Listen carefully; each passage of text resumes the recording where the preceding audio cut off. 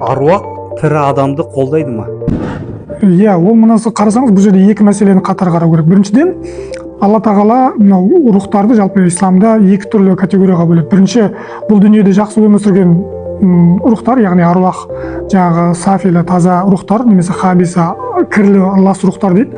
Алла тағала таза рухтарға, яғни біз айтқандай дін жолында жүрген азаматтардың, былайша айтқан кезде тақуа адамдардың, ізгі адамдардың, әулиелердің рухтары, оларға Алла тағала мүмкіншілік береді, яғни қияметке дейін еркіндік, бостандық береді деген түсінікте бар. Ал енді ондай кездерде ол екінші бір мәселесі түс арқылы адамдарға әсер етеді. Өйткені түсте адам ұйықтаған кезде белгілі бір деңгейде рухани әлемге жақындайды, яғни жартылай өледі.